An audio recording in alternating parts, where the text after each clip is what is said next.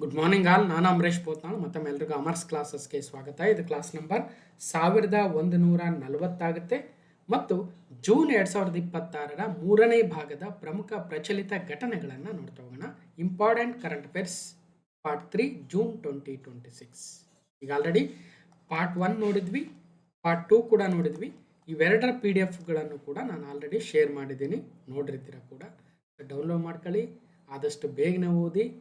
So ಒಂದು exam ಅಲ್ಲ, ಹಲವಾರು ಎಕ್ಸಾಮ್ಗಳು ಕಾಲಾಗ್ತಾ ಇದ್ದಾವೆ, ಎಲ್ಲದಕ್ಕೂ ರೆಡಿಯಾಗಿರಬೇಕು. ಸೊ ಈ ಒಂದು ಕಿವಿ ಮಾತನ್ನು ಹೇಳ್ತಾ, ಇವತ್ತು ಪ್ರಶ್ನೆ ಪತ್ರಿಕೆಗಳ ಲೆವೆಲ್ ಜಾಸ್ತಿ ಬರ್ತಾ ಇದೆ, ಅದಕ್ಕೆ ತಕ್ಕಂಥ ಪ್ರಿಪೇರ್ ಆಗಿ ಪ್ರಯತ್ನ ಮಾಡಬೇಕು, ಒಳ್ಳೆಯ ಶ್ರಮ ಹಾಕಬೇಕು. ರಿಸಲ್ಟು ನಮ್ಮ ಕೈಯಲ್ಲಿ ಇರಲ್ಲ. ನಮ್ಮ ಕೈಯಲ್ಲಿ ಏನಿದೆ ಅಂದರೆ ಒಂದು ಚೆನ್ನಾಗಿ ಓದೋದಷ್ಟೇ. ಉಳಿದಿರ್ತಕ್ಕಂಥದ್ದು ಯಾವುದು ನಮ್ಮ ಕೈ ಕಂಟ್ರೋಲಲ್ಲಿ ಇರಲ್ಲ ಅಥವಾ ನಮ್ಮ ಕಂಟ್ರೋಲಲ್ಲಿ ಇರಲ್ಲ. ನನಗೆ ಎಕ್ಸಾಮ್ ಯಾವಾಗ ನಡೆಸ್ಬೇಕನ್ನೋದು ನಮ್ಮ ಕಂಟ್ರೋಲಲ್ಲಿ ಇರಲ್ಲ, ಅಥವಾ ಬೇರೆಯವ್ರು ನಮ್ಕಿಂತ ಕಡಿಮೆ ಓದಿ ಅಥವಾ ಹೆಚ್ಚಿಗೆ ಓದಿ ಅಥವಾ ಅವರು ಅಬ್ಜೆಂಟ್ ಆಗಬೇಕಾ, ಅವರು ಅಪ್ಲೈ ಮಾಡಬೇಕಾ, ಯಾವುದು ನಮ್ಮ ಕೈಯಲ್ಲಿ ಇರಲ್ಲ.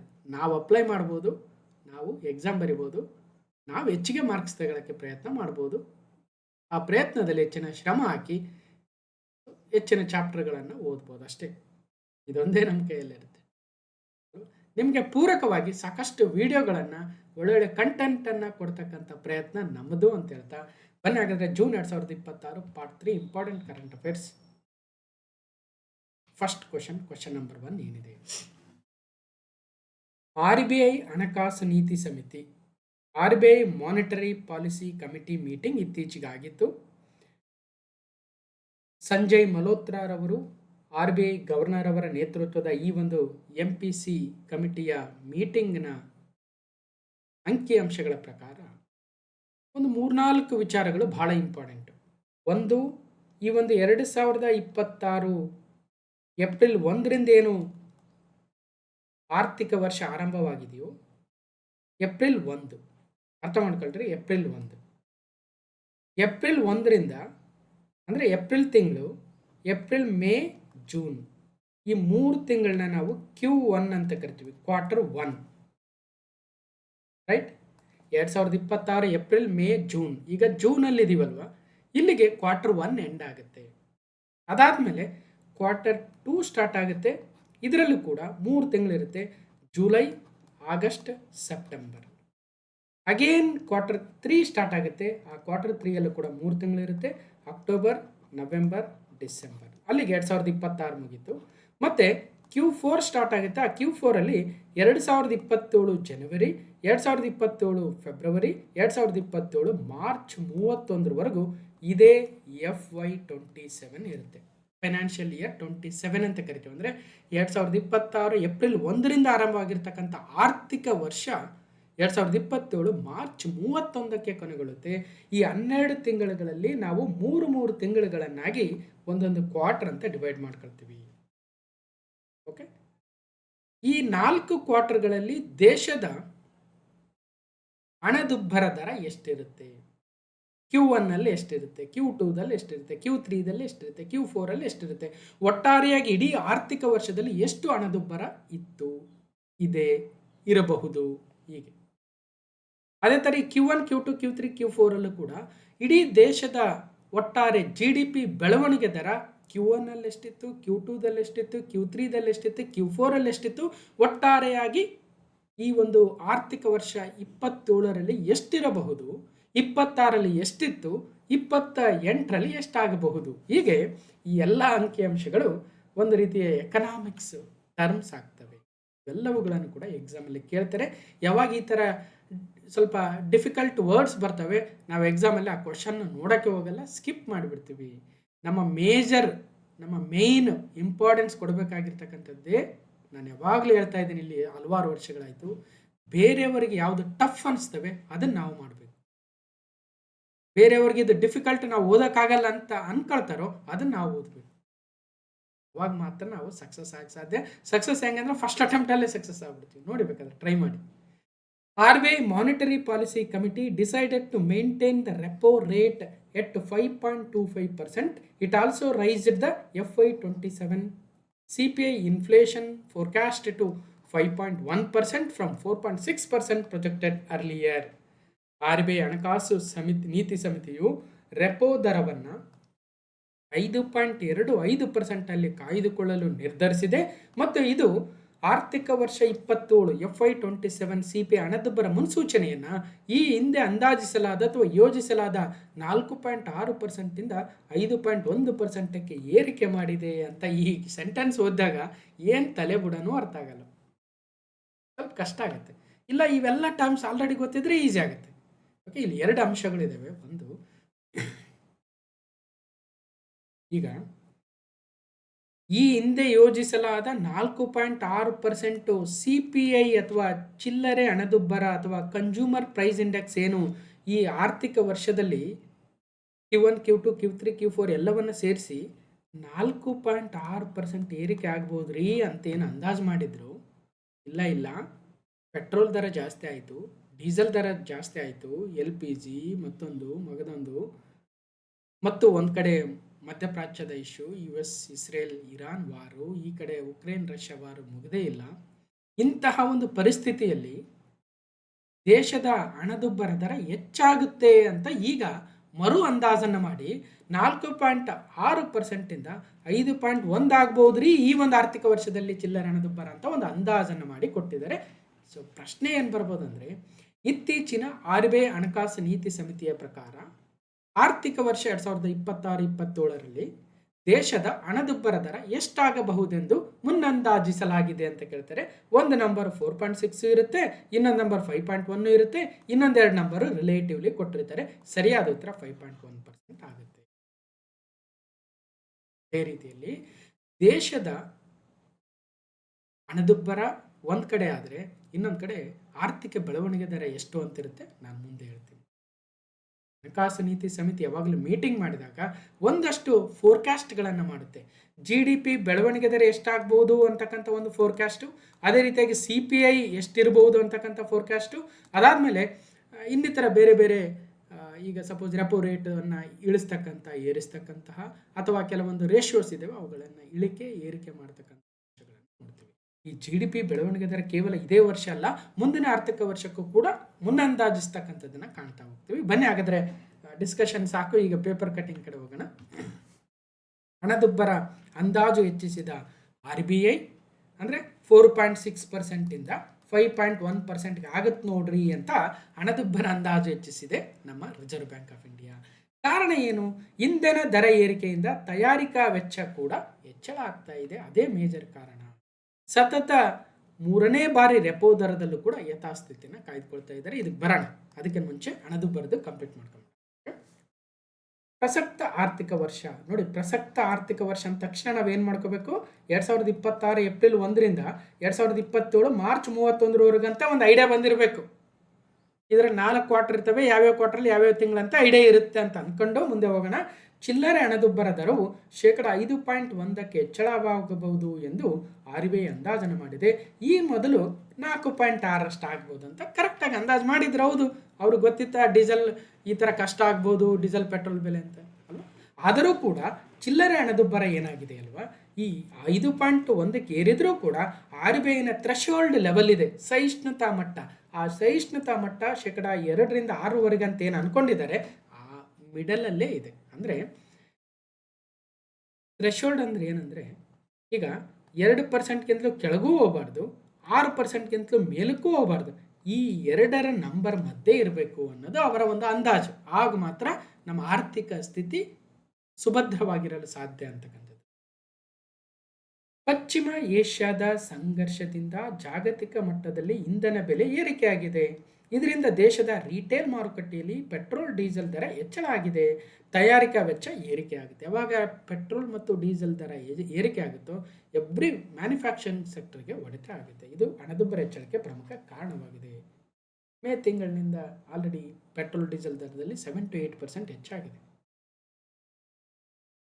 ಇನ್ನು ಚಿಲ್ಲರೆ ಹಣದುಬ್ಬರವು ಪ್ರಸಕ್ತ ಆರ್ಥಿಕ ವರ್ಷದ ಮೊದಲ ತ್ರೈಮಾಸಿಕದಲ್ಲಿ 4.2%, ಮೊದಲ ತ್ರೈಮಾಸಿಕ Q1ನಲ್ಲಿ 4.2%, ಅದೇ ಥರ ಎರಡನೇ ತ್ರೈಮಾಸಿಕದಲ್ಲಿ 5.1%, ನೀವು ನೋಟ್ ಮಾಡ್ಕೋಬೇಕಿದೆ ಥರ 5.1%, ಅದೇ ಥರ ಮೂರನೇ ತ್ರೈಮಾಸಿಕದಲ್ಲಿ 5.9%, Q3 5.9%.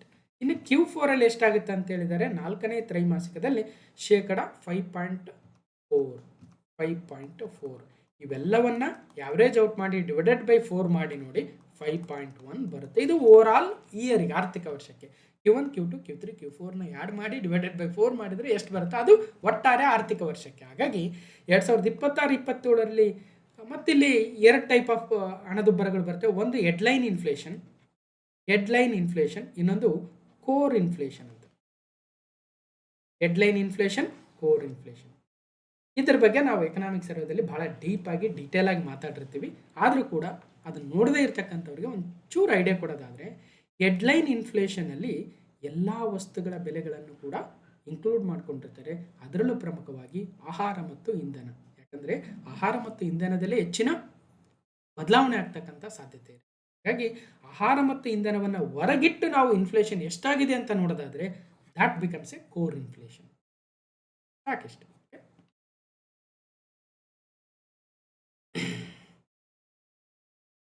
ಇನ್ನೊಂದು ಅಂಶಕ್ಕೆ ಹೋಗೋಣ. ಈಗ ರೆಪೋ ದರ ಅಂದ್ರೇನು? ಅಗೇನ್ ರೆಪೋ ದರ ಇವೆಲ್ಲವನ್ನ ನಾವು ಎಕನಾಮಿಕ್ಸ್ ಸರ್ವೇದಲ್ಲಿ ಸಾಕಷ್ಟು ಮಾತಾಡಿರ್ತೀವಿ. ನಿಮಗೂ ಗೊತ್ತಿರುತ್ತೆ, ಇದೇನು ದೊಡ್ಡ ವಿಚಾರ ಅಲ್ಲ. ಕಾಂಪಿಟೇಟಿವ್ ಎಕ್ಸಾಮಿಗೆ ವರ್ಕ್ ಮಾಡ್ತಾ ಇರ್ತಕ್ಕಂಥವ್ರಿಗೆ ಅಥವಾ ಏನು ಈ ಒಂದು ಫೀಲ್ಡಲ್ಲಿ ಇರ್ತಕ್ಕಂಥವ್ರಿಗೆ ಗೊತ್ತೇ ಇರುತ್ತೆ. ರೆಪೋ ದರ ಅಂದರೆ RBI ಈ ಬ್ಯಾಂಕ್ಗಳಿಗೆ, ಶೆಡ್ಯೂಲ್ಡ್ ಬ್ಯಾಂಕ್ಗಳಿಗೆ, ಕಮರ್ಷಿಯಲ್ ಬ್ಯಾಂಕ್ಗಳಿಗೆ ಯಾವ ದರದಲ್ಲಿ ಹಣವನ್ನು ಸಾಲವಾಗಿ ನೀಡುತ್ತೆ, ಆ ಸಾಲದ ದರ ಏನಿದೆ ಅಲ್ವಾ, ಆ ದರವೇ ರೆಪೋ ದರ. ರೆಪೋ ದರವನ್ನು ಏರಿಕೆ ಮಾಡಿದರೆ ಈಗ 5.25 ಇದೆ, 6.25, 7.25 ಮಾಡಿದಷ್ಟು ಬ್ಯಾಂಕ್ಗಳು ಸಾಲ ತೆಗೆದುಕೊಳ್ತಾವ. RBI ಹತ್ರ 7% ತಗೊಂಡು ಜನಗಳಿಗೆ 12% ಕೊಡೋಕೆ ಹೋದರೆ ಜನಗಳು ಯಾಕೆ ಸಾಲ ತೆಗೆದುಕೊಳ್ತಾರೆ? ಹಾಗಾಗಿ ದೇಶದ ಆರ್ಥಿಕತೆಯಲ್ಲಿ ಹಣದ ಹರಿವು ಕಡಿಮೆ ಮಾಡಬೇಕು, ಇನ್ಫ್ಲೇಷನನ್ನು ಕಂಟ್ರೋಲ್ ಮಾಡಬೇಕು, ಚಿಲ್ಲರೆ ಹಣದುಬ್ಬರವನ್ನು ಕಡಿಮೆ ಮಾಡಬೇಕು ಅನ್ನಂಗಿದ್ರೆ ಆಗ ಈ ಒಂದು ರೆಪೋ ದರವನ್ನು ಏರಿಸ್ತಾರೆ. ಇಲ್ಲ, ರೆಪೋ ದರವನ್ನು ಇಳಿಸೋದು ಯಾಕೆಂದರೆ ದೇಶದಲ್ಲಿ ಆಲ್ರೆಡಿ ಇನ್ಫ್ಲೇಷನ್ ಜಾಸ್ತಿ ಆಗಿದೆ. ಅಥವಾ ಏನು ಕನ್ಫ್ಯೂಸ್ ಆಗಬೇಡಿ, ಹಣದ ಅರಿವನ್ನು ಹೆಚ್ಚಿಸಬೇಕಂದ್ರೆ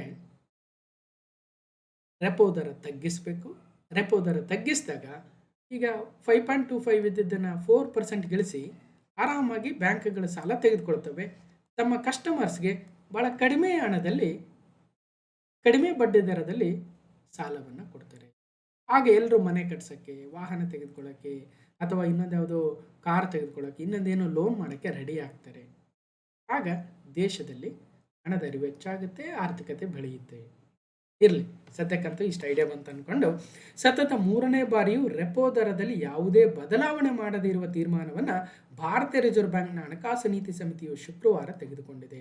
RBI ಗವರ್ನರ್ ಸಂಜಯ್ ಮಲ್ಹೋತ್ರಾ ನೇತೃತ್ವದ MPC ಮಾನಿಟರಿ ಕಮಿಟಿ ಮೀಟಿಂಗ್ ಅಥವಾ ಹಣಕಾಸು ನೀತಿ ಸಮಿತಿ ರೆಪೋ ದರವನ್ನು 5.25% ಅಲ್ಲೇ ಉಳಿಸಿಕೊಳ್ಳಲು ನಿರ್ಧರಿಸಿದೆ. ಅಲ್ಲದೆ ತಟಸ್ಥ ಹಣಕಾಸು ನೀತಿಯನ್ನು ಮುಂದುವರಿಸಲು ಕೂಡ ಅದು ನಿರ್ಣಯಿಸಿದೆ. ಮುಂದಿನ ಸಭೆ ನಡೆಯುತ್ತೆ. ಈಗ ಸಭೆ ನಡೆದಿದ್ದು 3ರಿಂದ 5 ಜೂನ್ವರೆಗೆ.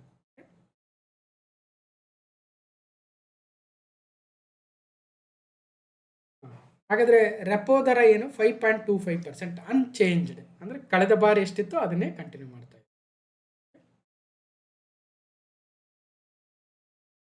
ಈಗ ಒಂದು ಕಂಪ್ಲೀಟ್ ಡೀಟೇಲ್ ನೋಡ್ಕೊಬಿಡೋಣ. ರೆಪೋ ದರ ಎಷ್ಟಿದೆ ಅಂದರೆ 5.25%.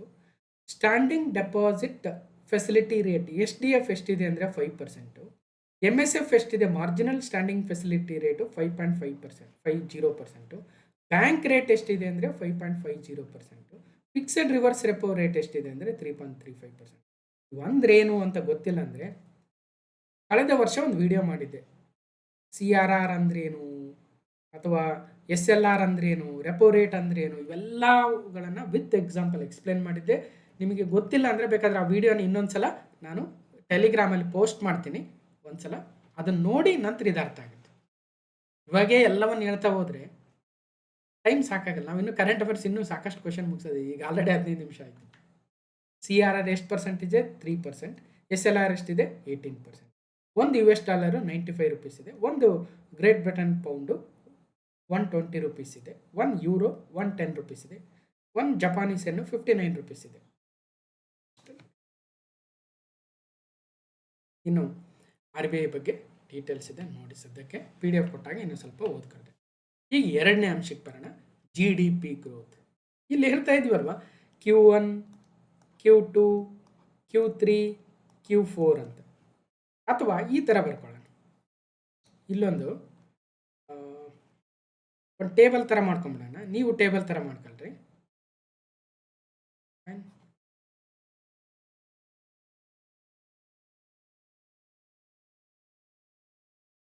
ಓಕೆ, ಇಲ್ಲಿ ಮೊದಲನೇದಾಗಿ ನಾನು ವರ್ಷ ಬರ್ತೀನಿ, FY financial year. Next Q1, Q2, Q3, Q4. ಮೇಲ್ಗಡೆಯಲ್ಲಿ ಇಂಡಿಯಾಸ್ GDP ಗ್ರೋತ್ ರೇಟ್ ಇಷ್ಟ ಹಾಕಲ್ರಿ. ಈಗ ಏನು ಹೇಳ್ತಾ ಇದ್ದಾರೆ ನೋಡೋಣ. Reserve bank of India RBI officially lowered the India's real GDP growth projection for the 2026-27 financial year to 6.6%, down from its previous estimate 6.9%. ಈಗ FY 27 ಅಲ್ಲಿ ಈ ಹಿಂದೆ ಏನು ಹೇಳಿದ್ರು, ನಮ್ಮ ದೇಶದ ಬೆಳವಣಿಗೆ, ಆರ್ಥಿಕ ಬೆಳವಣಿಗೆ ಸುಮಾರು 6.9% ಆಗ್ಬೋದು ನೋಡ್ರಿ ಅಂತ ಹೇಳಿದರು. ಆದರೆ ಇತ್ತೀಚಿನ ಎಲ್ಲ ಬೆಳವಣಿಗೆಗಳಿಂದಾಗಿ ಇಲ್ಲ 6.9% ಆಗಲ್ಲ, ಬದಲಾಗಿ ಸ್ವಲ್ಪ ಕಡಿಮೆ ಆಗುತ್ತೆ, 6.6%ಗೆ ಆಗ್ಬೋದು. Q1, Q2, Q3, Q4 ಇವೆಲ್ಲವುಗಳನ್ನು ಅಂದಾಜು ಮಾಡಿ ಫೈನಲ್ ಎಷ್ಟಾಗ್ಬೋದು 6.6% ಆಗ್ಬೋದು. ಬಿಕಾಸ್ ಆಫ್ ವಾರು, ತೈಲ ದರಗಳ ಏರಿಕೆ ಇವೆಲ್ಲವೂ ಕಾರಣ ಆಗುತ್ತೆ. ಅಥವಾ ಮಳೆ ಪ್ರಮಾಣ ಕೂಡ ಕಡಿಮೆ, ಅದು ಕೂಡ ಹೊಡೆತ ಕೊಡುತ್ತೆ ನಮ್ಮ ದೇಶದ GDPಗೆ. GDP ಅಥವಾ ಆರ್ಥಿಕ ಬೆಳವಣಿಗೆ ಅಂದ್ರೇನು? FY 26 ಅಲ್ಲಿ 2025-26 ಆರ್ಥಿಕ ವರ್ಷದಲ್ಲಿ ಎಷ್ಟು ದೇಶದ ಆರ್ಥಿಕತೆ ಇತ್ತು, ಅದನ್ನು 2027 ಈ ಒಂದು FY 27 ಅಲ್ಲಿ ಎಷ್ಟು % ಜಾಸ್ತಿ ಮಾಡ್ತಾ ಇದ್ದೀವಿ. ಅವತ್ತು ನಮ್ಮ ಇನ್ಕಮ್ ₹100 ಇದ್ದರೆ ಈ ವರ್ಷದಲ್ಲಿ 106 ಇದೆಯಾ, 109 ಇದೆಯಾ, 106.9 ಇದೆಯಾ, 106.6 ಇದೆಯಾ, 110 ಆಗುತ್ತಾ, ಎಷ್ಟಾಗುತ್ತೆ ಅನ್ನಂಗೆ ಅರ್ಥ ಇದೆ ಅಷ್ಟೇ. ಸಿಂಪಲ್ ಆಗಿ ಹೇಳೋದಾದರೆ ಈ ಒಂದು ಆರ್ಥಿಕ ವರ್ಷದಲ್ಲಿ ನಮ್ಮ ಇನ್ಕಮ್ ಎಷ್ಟಿತ್ತು, ಮುಂದೆ ಎಷ್ಟು ಮಾಡ್ತೀವಿ ಅನ್ನೋದು ಪ್ರೊಜೆಕ್ಷನ್. ಭಾರತೀಯ ರಿಸರ್ವ್ ಬ್ಯಾಂಕ್ RBI 2026-27 ಹಣಕಾಸು ವರ್ಷದ ಭಾರತದ ನೈಜ GDP ಬೆಳವಣಿಗೆ ಅಂದಾಜನ್ನು ಅಧಿಕೃತವಾಗಿ 6.6%ಗೆ ಇಳಿಸಿದೆ. ಇದು ಹಿಂದಿನ ಅಂದಾಜಿನ 6.9ರಿಂದ ಕಡಿಮೆಯಾಗಿದೆ. ಅಗೇನ್ ಪ್ರಶ್ನೆ ಕೇಳ್ಬೋದು, ಫೈನಲಿ ಪ್ರಶ್ನೆ ಏನು ಬರುತ್ತಂತಲೇ ತಿಳ್ಕೊಬೇಕು ನಾವು. ಇತ್ತೀಚಿನ ರಿಸರ್ವ್ ಬ್ಯಾಂಕ್ ಆಫ್ ಇಂಡಿಯಾ, ನಮ್ಮ ಭಾರತದ ರಿಸರ್ವ್ ಬ್ಯಾಂಕ್ನ ವರದಿಯ ಪ್ರಕಾರ ದೇಶದ ಆರ್ಥಿಕ ಬೆಳವಣಿಗೆಯು 2026-27 ಆರ್ಥಿಕ ವರ್ಷದಲ್ಲಿ ಎಷ್ಟಾಗಬಹುದೆಂದು ಅಂದಾಜಿಸಲಾಗಿದೆ. ಅಗೇನ್ 6.9%, 6.6%, ಅನದರ್ 2 ನಂಬರ್ಸ್ ಕೊಟ್ಟಿರ್ಬೋದು, ಅರ್ಥ ಮಾಡ್ಕೊಂಡ್ರೆ 6.6. Okay fine. GDP ಬೆಳವಣಿಗೆ ಕುಸಿತ ಸಾಧ್ಯತೆ, ಮಧ್ಯಪ್ರಾಚ್ಯ ಬಿಕ್ಕಟ್ಟಿನ ಹಿನ್ನೆಲೆ ಪ್ರಸಕ್ತ ಹಣಕಾಸು ವರ್ಷದ ಬೆಳವಣಿಗೆ ದರ ತಗ್ಗಿಸಿದ RBI. ಯಾಕೆ? RBI ಪ್ರಸಕ್ತ ಹಣಕಾಸು ವರ್ಷದಲ್ಲಿ ಆರ್ಥಿಕ ಬೆಳವಣಿಗೆ ದರ 6.6% ಇರಲಿದೆ ಎಂದು ಅಂದಾಜಿಸಿದ್ದು, ಕಳೆದ ಏಪ್ರಿಲ್ ತಿಂಗಳಿನಲ್ಲಿ ಒಂದು MPC ಮೀಟಿಂಗ್ ಆದಾಗ 6.9% ಆಗಬಹುದು ಅಂತ RBI ಅಂದಾಜಿಸಿತ್ತು. ಆದರೆ ಮಧ್ಯಪ್ರಾಚ್ಯ ಬಿಕ್ಕಟ್ಟು, ತೈಲ ಬೆಲೆ ಏರಿಕೆ, ಮಾನ್ಸೂನು ವರದಿ ಇವೆಲ್ಲವೂ ಕಾರಣ ಆಗಿದ್ದಾವೆ. ಆ ಮೂಲಕ ಬೆಳವಣಿಗೆ ದರದಲ್ಲಿ ಕೊಂಚ ಇಳಿಕೆ ಆಗಬಹುದು ಅಂತ ಗೊತ್ತಾಗ್ತಾ ಇದೆ. ಮತ್ತೇನು ಹೇಳ್ತಾ ಇದ್ದಾರೆ, ಪರ್ಟಿಕ್ಯುಲರ್ ನಂಬರ್ಸ್ ಕೂಡ ಕೊಟ್ಟಿದ್ದಾರೆ. ತ್ರೈಮಾಸಿಕವಾರು ಬೆಳವಣಿಗೆ ನಿರೀಕ್ಷೆಗಳನ್ನು ನಂಬರ್ಸ್ ಕೊಟ್ಟಿದ್ದಾರೆ. ಒಟ್ಟಾರೆ 6.6 ಇರ್ಬೋದು, ಆದರೆ Q1 ಅಲ್ಲಿ ಎಷ್ಟಾಗುತ್ತೆ, ಏಪ್ರಿಲ್ ಟು ಜೂನಲ್ಲಿ 6.6%, 6.6%. ಅದೇ ಥರ Q2ದಲ್ಲಿ 6.3, 6.5, 6.8, 6.3, 6.5, 6.8. ಹೀಗೆ ಒಟ್ಟಾರೆಯಾಗಿ FY 27 ಅಲ್ಲಿ ಒಟ್ಟಾರೆ 6.6 ಆಗುತ್ತೆ ಅಂತ ಹೇಳಿದ್ದಾರೆ. ಈ ನಂಬರ್ ನೆನ್ಪಿಟ್ಟಿರಿ. ವಾಟರ್ ವೈಸ್ ನಂಬರ್ ನೆನ್ಪಿಡೋ ಅವಶ್ಯಕತೆ ಇಲ್ಲ, ಟೋಟಲ್ ಆದರೂ ನೆನ್ಪಿಟ್ಟಿರಿ. ಅರ್ಥ ಆಯ್ತು ಅನ್ಕೊಳ್ತೀನಿ. GDP growth forecast 6.6%, inflation projection 5.1%. Quarter wise ನೋಡಿದರೆ Q1 6.6, Q2 6.3, Q3 6.5, Q4 6.8, overall 6.6. ಇದು ನಮ್ಮ ದೇಶದ ಒಟ್ಟಾರೆ GDP ಬೆಳವಣಿಗೆಯ ದರದ RBI ಅಂದಾಜಿದು. RBI ಅಂದಾಜನ್ನು ಮಾಡಿರ್ತಕ್ಕ. ಅಗೇನ್ RBI ಡೀಟೇಲ್ಸ್ ಇದೆ, ಇನ್ನೊಮ್ಮೆ ನೋಡಿ ಅಂತ ಹೇಳ್ತಾ let's move on to the next question number 3. ಇಲ್ಲಿ ಸರ್ಕಾರಕ್ಕೆ ಬರ್ತೇವೆ, RBI ಬಿಟ್ಟು ಈಗ ಸರ್ಕಾರಕ್ಕೆ ಬರ್ತೀವಿ. RBI ಅಂದಾಜು ಮಾಡುತ್ತೆ, ನೀತಿ ಆಯೋಗ ಅಂದಾಜು ಮಾಡ್ಬೋದು, ಅಥವಾ IMF ಅಂದಾಜು ಮಾಡ್ಬೋದು, ADB, ಇನ್ನೊಂದು ಯಾವುದೋ ವರ್ಲ್ಡ್ ಬ್ಯಾಂಕು, ಮತ್ತೊಂದು ಯಾವುದೋ ಆರ್ಗನೈಜೇಷನು, ಅಥವಾ ಇನ್ನೊಂದು ಯಾವುದೋ ಸಂಸ್ಥೆ, ಇನ್ನೊಂದು ಯಾವುದೋ ರೇಟಿಂಗ್ ಏಜೆನ್ಸಿ, ಮೂಡೀಸು, S&Pನು, ಅಥವಾ may be some other Indian agency estimate ಮಾಡ್ತಾರೆ. ಆ ಎಸ್ಟಿಮೇಟ್ ಎಷ್ಟು ಮಾಡಿದ್ದಾರೆ ಅಂತ ಕೂಡ ಎಕ್ಸಾಮಲ್ಲಿ ಕೇಳಿರೋದನ್ನು ಕಾಣಿದ್ದೀವಿ. ಫೈನ್. ಈಗ ಸರ್ಕಾರ ಅಧಿಕೃತವಾಗಿ ರಿಲೀಸ್ ಮಾಡುತ್ತೆ GDP ಎಷ್ಟು ಬೆಳವಣಿಗೆ ಆಯಿತು ಅಂತ. ಸರ್ಕಾರ ಕಂಪ್ಲೀಟಾಗಿ ಇಷ್ಟ ಆಯ್ತು ರೀ ಅಂತ ಎಲ್ಲ ಅಂಕಿಅಂಶಗಳನ್ನು ಕ್ರೋಢೀಕರಿಸಿ ಹೇಳ್ತಾ ಹೋಗುತ್ತೆ. ಮತ್ತೊಂದು ಟೇಬಲ್ ಹಾಕೊಳ್ಳೋಣ. Fine, same table. ಸ್ವಲ್ಪ ಲೇಟ್ ಆದರೂ ಪರವಾಗಿಲ್ಲ, ಚೆನ್ನಾಗಿ ಓದಬೇಕು ಅನ್ನೋ ಉದ್ದೇಶ.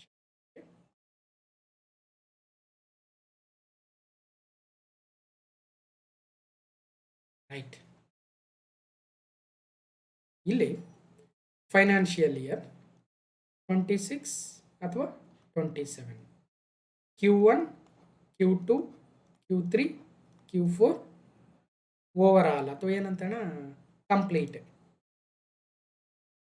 ಈಗ ಓದೋಣ. ಸರ್ಕಾರ ಬಿಡುಗಡೆ ಮಾಡಿದ ಅಂಕಿಅಂಶಗಳ ಪ್ರಕಾರ ಭಾರತದ ಒಟ್ಟು ದೇಶೀಯ ಉತ್ಪನ್ನ ಗ್ರಾಸ್ ಡೊಮೆಸ್ಟಿಕ್ ಪ್ರಾಡಕ್ಟ್ ಬೆಳವಣಿಗೆ ದರ 2025-26 ಒಟ್ಟಾರೆ ಹಣಕಾಸು ವರ್ಷದಲ್ಲಿ 7.7%. ಒಟ್ಟಾರೆ 2026-25-26 ಆರ್ಥಿಕ ವರ್ಷ, ಅದನ್ನು ನಾವು ಸಾಮಾನ್ಯವಾಗಿ FY26 ಅಂತ ಕರಿತೀವಲ್ವ, ಅಂದರೆ ಹೋದ ವರ್ಷ 2025 ಏಪ್ರಿಲ್ 1ರಿಂದ 2026 ಮಾರ್ಚ್ 31ಕ್ಕೆ ಏನು ಆರ್ಥಿಕ ವರ್ಷ ಕಂಪ್ಲೀಟ್ ಆಯ್ತಲ್ವಾ, ಅದರ ಅಂಕಿಅಂಶಗಳ ಪ್ರಕಾರ Q1, Q2, Q3, Q4 ಎಲ್ಲವನ್ನ ಕಂಪ್ಲೀಟ್ ಮಾಡಿ ಅವರೇಜ್ ಔಟ್ ಮಾಡಿದಾಗ ಒಟ್ಟಾರೆ ಬೆಳವಣಿಗೆ ಎಷ್ಟಾಯಿತು ಅಂತ ಒಂದು ನಂಬರ್ ಕೊಟ್ಟಿದ್ದಾರೆ. ಅದು ಇಂಪಾರ್ಟೆಂಟು.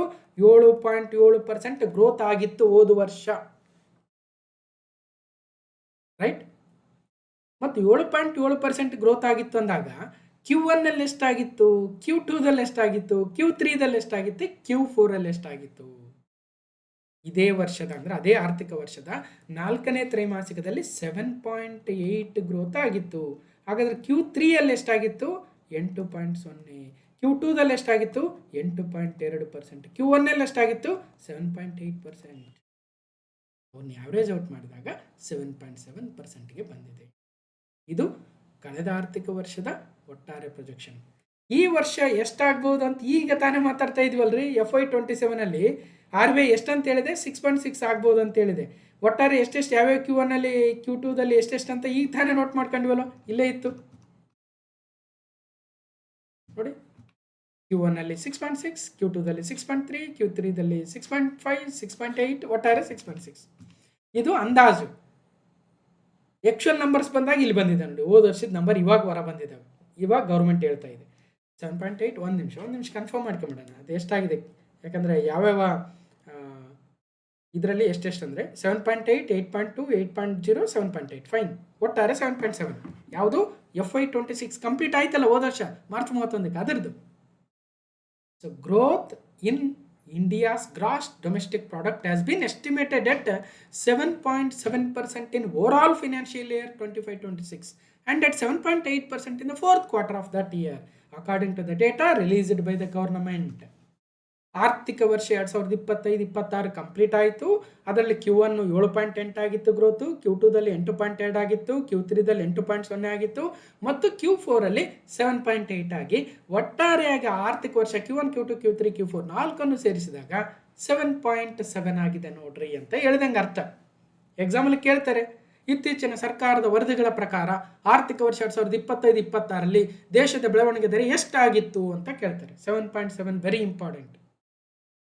ದೇಶದ ಒಟ್ಟಾರೆ ಆಂತರಿಕ ಉತ್ಪನ್ನ GDP 2025-26ನೇ ಸಾಲಿನ 4ನೇ ತ್ರೈಮಾಸಿಕದಲ್ಲಿ, ಅಂದರೆ ಜನವರಿ ಟು ಮಾರ್ಚ್, ಲಾಸ್ಟ್ Q4 ಇದೆಯಲ್ಲ, ಜನವರಿ ಟು ಮಾರ್ಚ್, ಅದರಲ್ಲಿ 7.8ರಷ್ಟು ಬೆಳವಣಿಗೆ ಕಂಡಿದ್ದು ಪೂರ್ಣ ಆರ್ಥಿಕ ವರ್ಷದಲ್ಲಿ ಒಟ್ಟಾರೆಯಾಗಿ 7.7ನಷ್ಟು ಬೆಳವಣಿಗೆ ದರವನ್ನು ಪೂರೈಸಿದೆ ಅಥವಾ ದಾಖಲು ಮಾಡಿದೆ. ಅದೇ 2025 FY25 ಎಷ್ಟಾಗಿತ್ತು? 7.1% growth. FY24 ಎಷ್ಟಾಗಿತ್ತು? FY23 ಎಷ್ಟಾಗಿತ್ತು? Corona ಟೈಮಲ್ಲಿ ಎಷ್ಟಾಗಿತ್ತು? ಸುಮ್ಮನೆ ಒಂದು ಐಡಿಯಾ ನೋಡೋದಾದ್ರೆ ನೋಡೋಣ.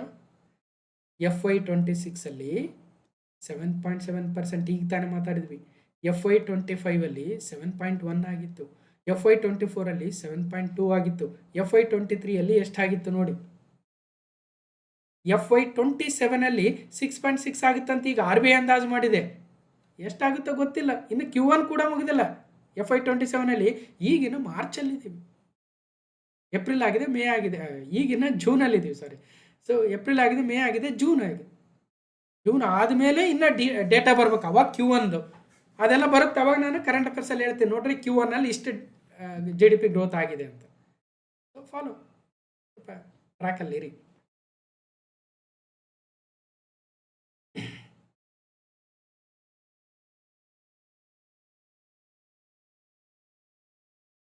ರೈಟ್.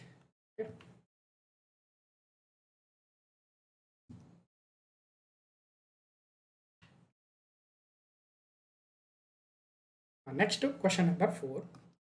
ಈಗ ನೋಡಿರ್ಬೋದು ನೀವು, ನಮ್ಮ ರುಪಿ ದರ ಒಂದು ಡಾಲರ್ಗೆ 95 ರೂಪಾಯಿ ಕ್ರಾಸ್ ಮಾಡ್ತಾ ಇದೆ. ಇನ್ನೇನು 100ರ ಗಡಿಯತ್ತ ದಾಪುಗಾಲಿಟ್ಟಿದೆ ಅಂತ ನೋಡಿರ್ತೀರ. ಈಗ 100 ರೂಪಾಯಿಗೆ ಏರಿದರೆ ಅಥವಾ ಇನ್ನೂ ಜಾಸ್ತಿ ಆದರೆ ಅಥವಾ ಕಡಿಮೆ ಆದರೆ ಏನು ಲಾಭ ನಷ್ಟ ದೇಶಕ್ಕೆ? ಈಗ ನಾವು ಡೀಸೆಲ್ ಪೆಟ್ರೋಲ್ನ ಎಲ್ಲಿಂದ ತರಿಸ್ತೀವಿ? ಕಚ್ಚಾ ತೈಲ ಅನ್ಕೊಳ್ಳೋಣ. ಕಚ್ಚಾ ತೈಲವನ್ನು ಬೇರೆ ದೇಶಗಳಿಂದನೇ ನಾವು ಆಮದು ಮಾಡ್ಕೊಳ್ತೀವಿ. ನಮ್ಮ ದೇಶದಲ್ಲಂತೂ ನಮಗೆ ಸಾಕಾಗಷ್ಟು ಉತ್ಪಾದನೆ ಅಂತೂ ಇಲ್ಲ. ಮತ್ತು ಏನು ಮಾಡಬೇಕು? ಕಚ್ಚಾ ತೈಲವನ್ನು ಬೇರೆ ದೇಶಗಳಿಂದ ನಾವು ಆಮದು ಮಾಡ್ಕೋಬೇಕಾದ್ರೆ ಅದಕ್ಕೆ ದುಡ್ಡು ಕಟ್ಟಬೇಕಲ್ವ? ಆ ದುಡ್ಡನ್ನು ಯಾವುದರಿಂದ ಕಟ್ತೀವಿ? ಡಾಲರ್ ರೂಪದಲ್ಲೇ ಕಟ್ತೀವಿ. ಈಗ ನಮ್ಮ ಹತ್ರ $100 ಇದೆ. ಓಕೆ, $100 ಇದೆ.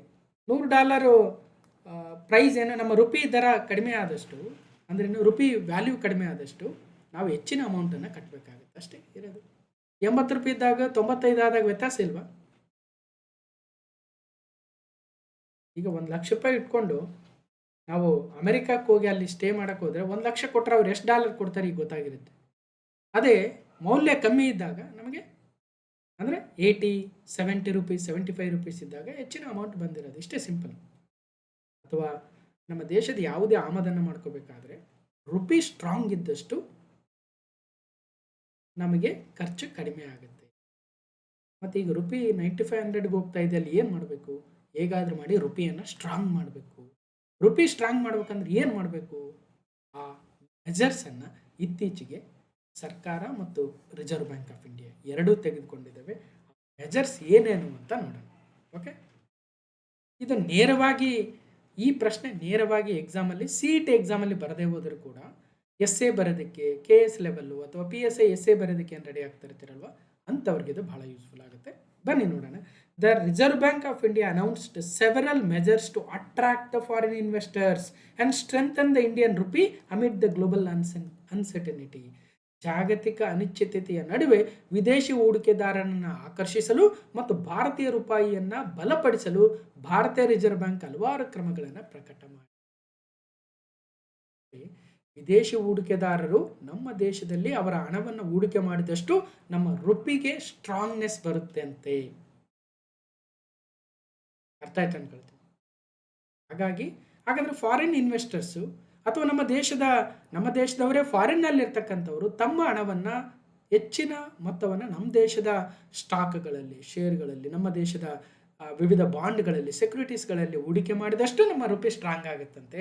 ಹಾಗಾಗಿ ಒಂದಷ್ಟು ಕ್ರಮಗಳನ್ನು ಇವತ್ತು RBI ಪ್ರಕಟ ಮಾಡಿದೆ. ಅವು ಯಾವ್ಯಾವ ಅಂತ ನೋಡ್ತಾ ಹೋಗೋಣ. 4 ಅಂಶದ ಸೂತ್ರ ಪ್ರಕಟಿಸಿದ ಭಾರತೀಯ ರಿಸರ್ವ್ ಬ್ಯಾಂಕ್. ರಫ್ತು ಆದಾಯದಲ್ಲಿ ಏರಿಕೆ ನಿರೀಕ್ಷೆ, ರೂಪಾಯಿ ಬಲವರ್ಧನೆಗೂ ಕ್ರಮ, ವಿದೇಶಿ ಬಂಡವಾಳ ಹೆಚ್ಚಳಕ್ಕೆ ಬಲ. ಮಧ್ಯಪ್ರಾಚ್ಯ ಬಿಕ್ಕಟ್ಟಿನಿಂದ ದೇಶದಲ್ಲಿ ವಿದೇಶಿ ವಿನಿಮಯ ಮೀಸಲು ಮೇಲಿನ ಒತ್ತಡವನ್ನು ಕಡಿಮೆ ಮಾಡಲು ಭಾರತೀಯ ರಿಸರ್ವ್ ಬ್ಯಾಂಕ್ ವಿದೇಶಿ ಹೂಡಿಕೆದಾರರಿಗೆ ಕೆಲವು ನಿಯಮಗಳನ್ನು ಸಡಿಲಿಕೆ ಮಾಡಿದೆ. ವಿದೇಶಿ ಹೂಡಿಕೆದಾರರು, ವಿದೇಶದಲ್ಲಿರ್ತಕ್ಕಂತಹ ಹೂಡಿಕೆದಾರರು, ಇನ್ವೆಸ್ಟರ್ಸು ನಮ್ಮ ದೇಶದಲ್ಲಿ ಬಂದು, ಅಲ್ಲೇ ಇರಲಿ ಅವರು ಪರವಾಗಿಲ್ಲ, ಹೂಡಿಕೆ ಮಾತ್ರ ನಮ್ಮ ದೇಶದಲ್ಲಿ ಮಾಡಿ, ನಮ್ಮ ದೇಶದಲ್ಲಿ ಹೂಡಿಕೆಯನ್ನು ಮಾಡಿ. ಈಗ ಹೂಡಿಕೆ ಮಾಡೋರಿಗೆ ನೀವು ಹೂಡಿಕೆ ಮಾಡಿ 1 ಲಕ್ಷ ರೂಪಾಯಿ, ಈಗ ನೀವೇ ತಿಳ್ಕೊಳ್ರಿ, 1 ಲಕ್ಷ ರೂಪಾಯಿ ಬ್ಯಾಂಕಲ್ಲಿ ಡೆಪಾಸಿಟ್ ಮಾಡ್ತೀರಿ, ಫಿಕ್ಸೆಡ್ ಡೆಪಾಸಿಟ್ ಮಾಡಿರ್ತೀರಿ. ಅದಕ್ಕೆ ಇಂಟ್ರೆಸ್ಟ್ ರೇಟ್ ಎಷ್ಟು ಬರುತ್ತೆ ಅಂದರೆ ಒಂದು 6% ಬರುತ್ತೆ ಅನ್ಕೊಳ್ಳೋಣ. ಅಂದರೆ ಒಂದು ವರ್ಷದಲ್ಲಿ 1 ಲಕ್ಷ ರೂಪಾಯಿಗೆ ನಿಮಗೆ ಬರೋದು 1,06,000 ಬರುತ್ತೆ ಅನ್ಕೊಳ್ಳೋಣ. ಫೈನಲಿ 1 ಲಕ್ಷ ಇನ್ವೆಸ್ಟ್ ಮಾಡಿದ್ರಿ FD, 1,06,000 ಬಂತು. ಅದಕ್ಕೆ ಮತ್ತೆ 10% ಏನಾರ ಒಂದಷ್ಟು ಬಡ್ಡಿ ಮೇಲೆ 10% ನಾವು ಏನು ಟ್ಯಾಕ್ಸ್ ಹಾಕ್ತೀವಿ ಅಂದ್ಬಿಟ್ಟು 6,600 ರೂಪಾಯಿ ನಿಮಗೆ ಕಡಿತ ಮಾಡಿದರೆ ಸುಮ್ಮನೆ ಇರ್ತೀವ ನಾವು? ಅಲ್ರಿ, ನಮ್ಮ ದುಡ್ಡು ನಾವು ಇನ್ವೆಸ್ಟ್ ಮಾಡಿದ್ವಿ, ನಮಗೆ ಬಂದಿರೋದು 6,000ದಲ್ಲಿ ನೀವೇ 600-1,200 ಕಿತ್ಕೊಂಡ್ಬಿಟ್ರೆ ನಮಗೇನು ಉಳಿತೀರಿ ಅಂತ ಅನ್ಕೊಳ್ತೀವಿ ಅಲ್ವಾ ನಾವು? ಹಾಗಾಗಿ ಈ ಹೂಡಿಕೆದಾರರು ಏನಿದ್ದಾರೆ, ಇವರು ನಮ್ಮ ದೇಶದಲ್ಲಿ ಹೂಡಿಕೆ ಮಾಡೋದಕ್ಕೆ ಬಂದಾಗ ಆ ಹೂಡಿಕೆಯ ಲಾಭದಲ್ಲಿ ಸುಮಾರು ಪರ್ಸೆಂಟೇಜ್ ನಾವು ಕಟ್ ಮಾಡ್ಕೊಳ್ತಾ ಇದ್ದೀವಿ ಸರ್ಕಾರ. ಮತ್ತು ಯಾರು ಹೂಡಿಕೆ ಮಾಡಕ್ಕೆ ಬರ್ತಾರೆ? ಅವ್ರ ಹತ್ರ ಹಣ ಜಾಸ್ತಿ ಇದ್ದರೆ ಬರ್ತಾರೆ. ಇಲ್ಲಿ ಎಲ್ಲ ಕಡೆ ಏನು ಆಪ್ಷನ್ ಇಲ್ಲ ಅಂದರೆ ನಮ್ಮ ಕಡೆ ಬರ್ತಾರೆ. ಮತ್ತು ಹೇಗಾದ್ರೂ ಮಾಡಿ ಅವ್ರನ್ನ ಇಲ್ಲಿ ಕರಿಬೇಕಂದ್ರೆ ಆ ಟ್ಯಾಕ್ಸು, ಇನ್ನೊಂದು ಮತ್ತೊಂದು, ಯಾವುದೋ ಲಿಮಿಟೇಷನ್, ಯಾವುದೋ ಥ್ರೆಶೋಲ್ಡು, ಯಾವುದೋ ಏನು ಸಮ್ ಇಂಟ್ರೆಸ್ಟು, ಅವನ್ನೆಲ್ಲ ತೆಗೆದ್ರೆ ಅವ್ರು ಬರ್ತಾರೆ. ಬನ್ನಿ, ಹಾಗಾದರೆ ಏನು ಮೆಜರ್ಮೆಂಟ್ಸನ್ನು ತೆಗೆದುಕೊಂಡಿದೆ RBI? ಶುಕ್ರವಾರ ಮುಕ್ತಾಯವಾದ 3 ದಿನಗಳ ದ್ವೈಮಾಸಿಕ ಹಣಕಾಸು ನೀತಿ ಸಮಿತಿಯ ಸಭೆಯು ದೇಶದ ಆರ್ಥಿಕತೆ ಮೇಲೆ ಮಧ್ಯಪ್ರಾಚ್ಯದ ಸಂಘರ್ಷಗಳ ಪರಿಣಾಮಗಳ ಕುರಿತು ಸುದೀರ್ಘ ಚರ್ಚೆ ನಡೆಸಿತು. ವಿದೇಶಿ ಬಂಡವಾಳದ ಒಳ ಅರಿವಿನ ಬಲವನ್ನು ಹೆಚ್ಚಿಸಲು 4 ಪ್ರಮುಖ ತೀರ್ಮಾನಗಳನ್ನು ಕೈಗೊಂಡಿತು. ಸಭೆಯ ತೀರ್ಮಾನಗಳ ಕುರಿತು RBI ಗವರ್ನರ್ ಸಂಜಯ್ ಮಲ್ಹೋತ್ರಾರವರು ಸುದ್ದಿ ಮಾಹಿತಿ ಕೊಡ್ತಾ ಇದ್ರು. First measurement, non resident of India ಅಥವಾ ಓವರ್ಸೀಸ್ ಇಂಡಿಯನ್ ಸಿಟಿಜನ್ ಏನಿದ್ದಾರೆ ಅವರು ಹೂಡಿಕೆ ಮಿತಿ ಹೆಚ್ಚಳ. ನಮ್ಮ ಭಾರತೀಯ ಮೂಲದವರೇ ವಿದೇಶಗಳಲ್ಲಿರ್ತಾರೆ, ಅವ್ರಿಗೆ ಅಂದರೆ ಅನಿವಾಸಿ ಭಾರತೀಯರು ಮತ್ತು ಸಾಗರೋತ್ತರ ಭಾರತೀಯ ನಾಗರಿಕರು, ಅವರು ಸೆಬಿಯಲ್ಲಿ ನೋಂದಣಿ ಇಲ್ಲದೆಯೇ ಭಾರತದ ಷೇರುಗಳ ಮೇಲೆ ಹೂಡಿಕೆ ಮಾಡಲು ಇರುವ ಮಿತಿಯನ್ನು RBI ಹೆಚ್ಚಿಸಿದೆ. ಈ ಸೌಲಭ್ಯವನ್ನು ವಿದೇಶದಲ್ಲಿರುವ ಎಲ್ಲ ಭಾರತೀಯ ನಿವಾಸಿಗಳಿಗೂ ವಿಸ್ತರಿಸಲಾಗಿದೆ. ಇದರಿಂದ ದೇಶದ ಈಕ್ವಿಟಿ ಮಾರುಕಟ್ಟೆ ವ್ಯಾಪ್ತಿ ಹೆಚ್ಚಿದೆ. ನಮ್ಮ ದೇಶದವರು ವಿದೇಶದಲ್ಲಿದ್ದಾರೆ, ಇವ್ರನ್ನ ಅನಿವಾಸಿ ಭಾರತೀಯರು ಅಥವಾ ಸಾಗರೋತ್ತರ ಭಾರತೀಯರು, ಒಂದು NRI ಮತ್ತೊಂದು OCI. ಇವ್ರಿಗೆ ಏನು ಹೇಳ್ತಾ ಇದೆ ಸರ್ಕಾರ ನೋಡ್ರಿ, ನಿಮಗೆ ಲಿಮಿಟೇಷನ್ ಇತ್ತಲ್ವ, ಒಂದು ಸ್ಟಾಕಲ್ಲಿ ನೀವು ರಿಜಿಸ್ಟರ್ ಮಾಡ್ಕೊಂಡಿಲ್ಲ ಸೆಬಿಯಲ್ಲಿ, ಆದರೂ ಕೂಡ ನೀವು ಇನ್ವೆಸ್ಟ್ ಮಾಡ್ಬೋದಾಗಿತ್ತು. ಸೆಬಿಯಲ್ಲಿ ರಿಜಿಸ್ಟರ್ ಮಾಡ್ಕೊಳ್ಳದೆ ಇನ್ವೆಸ್ಟ್ ಮಾಡಬೇಕಾದ್ರೆ ಒಂದು ಲಿಮಿಟೇಷನ್ ಇತ್ತು, ಮೇ ಬಿ 10 ಕೋಟಿ ಇನ್ವೆಸ್ಟ್ ಮಾಡ್ಬೋದು ಅಂತ ತಿಳ್ಕೊಳ್ರಿ. ಈಗ ಅದನ್ನು ಹೆಚ್ಚಿಸ್ತಾ ಇದ್ದಾರೆ, 10 ಕೋಟಿ ಬೇಡ್ರಿ 20 ಕೋಟಿ ಇನ್ವೆಸ್ಟ್ ಮಾಡಿ. ನಂಬರ್ ಗೊತ್ತಿಲ್ಲ, ಮೆಜರ್ಮೆಂಟ್ ಗೊತ್ತಾಗಿದೆ. ಒಟ್ಟಿನಲ್ಲಿ ಆ ಮಿತಿ ಏನಿತ್ತು ಆ ಮಿತಿಯನ್ನು ಹೆಚ್ಚಿಸಿದ್ದಾರೆ. 10 ಕೋಟಿ ಇದ್ದಿದ್ದು 20 ಕೋಟಿ ಅಂತ ಒಂದು ಅಂದಾಜು ಮಾಡ್ಕೊಳ್ಳೋಣ. ಅದರ ಅರ್ಥ ಏನು? ಒಟ್ಟಾರೆಯಾಗಿ ಹೂಡಿಕೆ ಹೆಚ್ಚಾಗಿ ನಮ್ಮ ದೇಶದತ್ತ ಹರಿದು ಬರುತ್ತೆ. This is the first measurement. Second one, ರಫ್ತು ಆದಾಯ ತರುವ ಅವಧಿ 9 ತಿಂಗಳಿಗೆ ಕಡಿತ.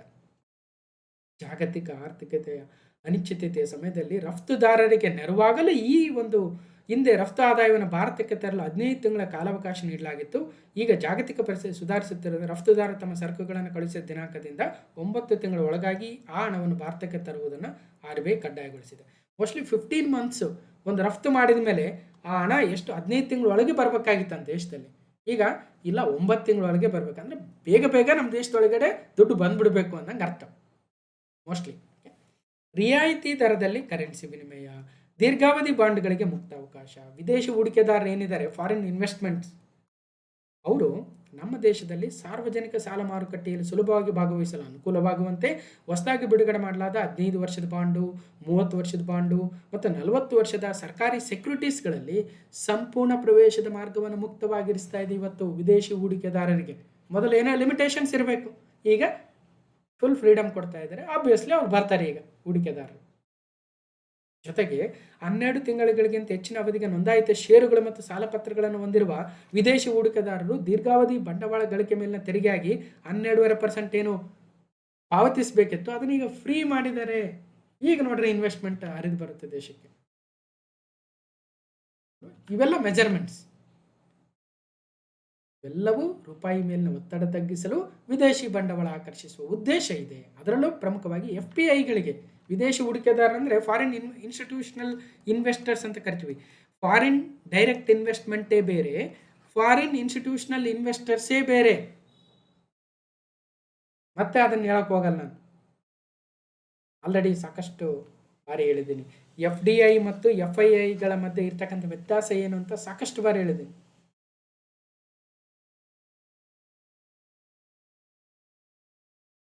ಹಾಂ, ಕೈಗಾರಿಕಾ ವಿಸ್ತರಣಾಧಿಕಾರಿ IEO ಪೇಪರಲ್ಲಿ ಒಂದು ಪ್ರಶ್ನೆ ಇತ್ತು, ಕ್ಲಾಸ್ ನಂಬರ್ 858. ಹೋಗಿ ನೋಡಿಬಿಡಿ FDI FII ಬಗ್ಗೆ. ಅಲ್ಲೇನು ಕೇಳಿದ್ರು, which of the following statements best describes the role of foreign direct investment in developing countries. ಒಂದು ದೇಶ ಅಭಿವೃದ್ಧಿ ಆಗಬೇಕಾದ್ರೆ FDIನ ಪಾತ್ರವೇನು ಅಂತ 3 ಹೇಳಿಕೆ ಕೊಟ್ಟು ಯಾವ್ಯಾವ ಹೇಳಿಕೆ ಸರಿ ಅಂತ ಕೇಳಿದರೆ ಕ್ಲಾಸ್ ನಂಬರ್ 858 ಒಂದು ಹೋಗಿ ನೋಡಬೇಕು. ಅಲ್ಲಿ FDI ಮತ್ತು FIIಗಳ ಮಧ್ಯೆ ಇರತಕ್ಕಂಥ ವ್ಯತ್ಯಾಸ, ಆ ಪ್ರಶ್ನೆಗೆ ಉತ್ತರ ಕೂಡ ಹೇಳಿದ್ವಿ. ಅದಲ್ಲದೆ ಇನ್ನೊಂದು ಪ್ರಶ್ನೆ ಕೂಡ ಬಂದಿತ್ತು 898 ಕ್ಲಾಸ್ ನಂಬರಲ್ಲಿ ನೋಡಿದ್ವಿ. ಅಗೇನ್ ಕೈಗಾರಿಕಾ ವಿಸ್ತರಣಾಧಿಕಾರಿ, ಮೋಸ್ಟ್ಲಿ HK ನಾನ್ HK ಪೇಪರ್ ಇರಬೇಕು ನೋಡಿ. ಅದರಲ್ಲಿ HK ಪೇಪರಲ್ಲಿ ವಿದೇಶಿ ಸಾಂಸ್ಥಿಕ ಹೂಡಿಕೆದಾರರನ್ನ ಉಲ್ಲೇಖಿಸಿ ಕೆಳಗಿನ ಹೇಳಿಕೆಗಳನ್ನು ಪರಿಗಣಿಸಿ. FIIs ಬಗ್ಗೆ, ಫಾರಿನ್ ಇನ್ಸ್ಟಿಟ್ಯೂಷನಲ್ ಇನ್ವೆಸ್ಟರ್ಸ್ ಬಗ್ಗೆ ಕೇಳಿದ್ದಾರೆ. ಒಂದು ಪೇಪರಲ್ಲಿ FDI, ಯಾವುದು ನಾನ್ HK IEO ಪೇಪರಲ್ಲಿ KPSC ಅವರು FDI ಬಗ್ಗೆ ಕೇಳಿದ್ದಾರೆ 13/7/2025. ಅದಾದಮೇಲೆ 3/9/2025 ನಡೆದಾಗ FII ಬಗ್ಗೆ ಕೇಳಿದ್ದಾರೆ. ಅವೆರಡನ್ನೂ ಕೂಡ ಸಾಲ್ವ್ ಮಾಡಿದ್ದೀವಿ. ಇನ್ನೊಂದ್ಸಲ ಕ್ಲಾಸ್ ನಂಬರ್ಸ್ ಹೇಳ್ಬಿಡ್ತೀನಿ. ಒಂದು 858 ನೋಡಿ, ಇನ್ನೊಂದು 898 ನೋಡಿ. ಇವತ್ತು ಕ್ಲಾಸ್ ನಂಬರ್ 1140.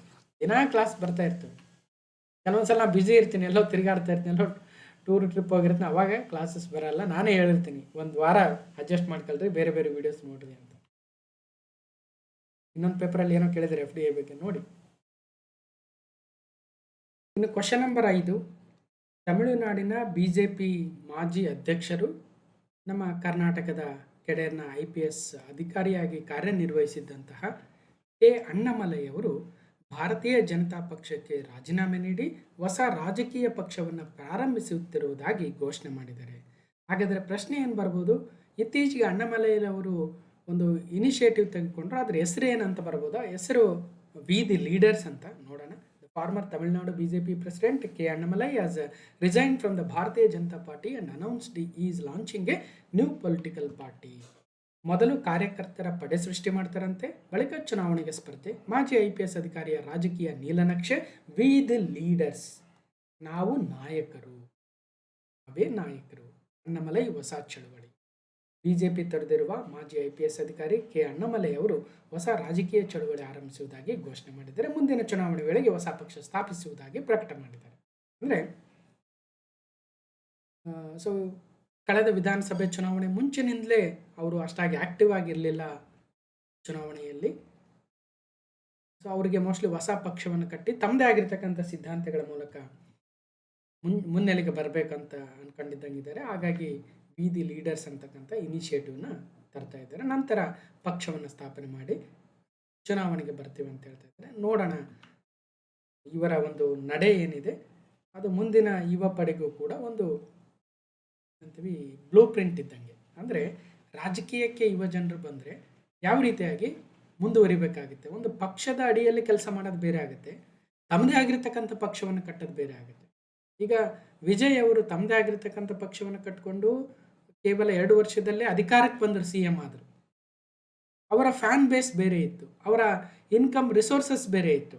ಮತ್ತು ಅವರು 16 ವರ್ಷಗಳಿಂದ ವಿಜಯ್ ಮಕ್ಕಳ EACCM ಅಂತಕ್ಕಂಥ ಒಂದು ಏನು ಅಗೇನ್ ಕಾರ್ಯಕರ್ತರ ಪಡೆಯನ್ನು ಸೃಷ್ಟಿಸಿಕೊಂಡು ಸಾಕಷ್ಟು ಸಾಮಾಜಿಕ ಸೇವೆಗಳನ್ನು, ಸಮಾಜಮುಖಿ ಕಾರ್ಯಗಳನ್ನು ಮಾಡ್ತಾ ಇದ್ರು.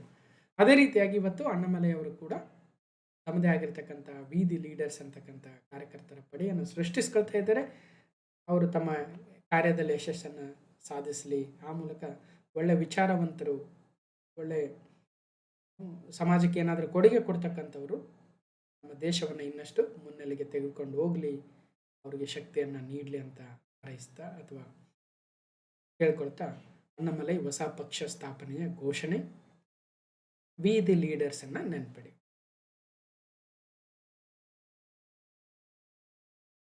ಕ್ವಶನ್ ನಂಬರ್ 6, ಇತ್ತೀಚೆಗೆ DRDO ಮತ್ತು ಭಾರತೀಯ ವಾಯುಪಡೆ IAF ದೇಶೀಯ ರುದ್ರಂ 2 ಗಾಳಿಯಿಂದ ಮೇಲ್ಮೈಗೆ ಚಿಮ್ಮುವ ಕ್ಷಿಪಣಿಯ ಹಾರಾಟ ಪರೀಕ್ಷೆಗಳನ್ನು ಯಶಸ್ವಿಯಾಗಿ ನಡೆಸಿವೆ.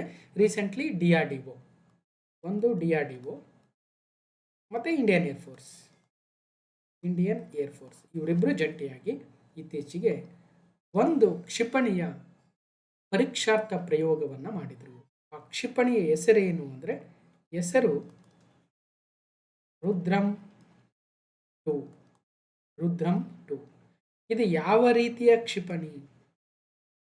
ಭೂಮಿಯಿಂದ ಆಕಾಶಕ್ಕೆ ಜಿಗಿತಕ್ಕಂಥದ್ದ ಅಥವಾ ಆಕಾಶದಿಂದ ಭೂಮಿಗೆ ಜಿಗಿತಕ್ಕಂಥದ್ದ?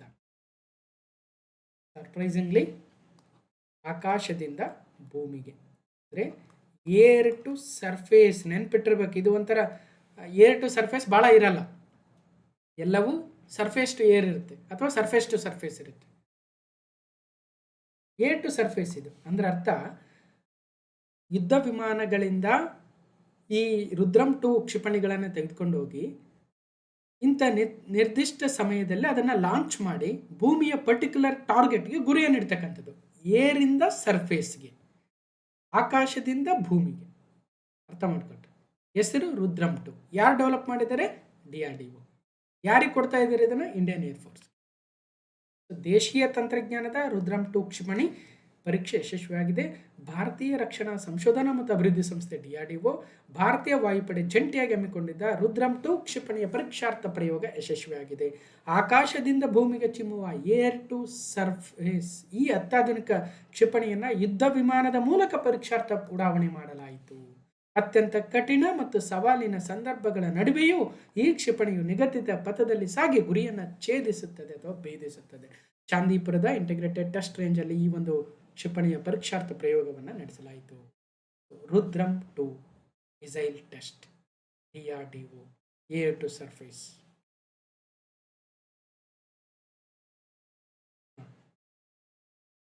ಸೊ ಇಷ್ಟು ಡೀಟೇಲ್ ಇದೆ, ನೋಡ್ಬೋದು. Next question number 7. ಭಾರತದ ಮೊದಲ ಭೂಶಾಖದ ವಿದ್ಯುತ್ ಯೋಜನೆ, India's first geothermal power project is being developed in which state or union territory?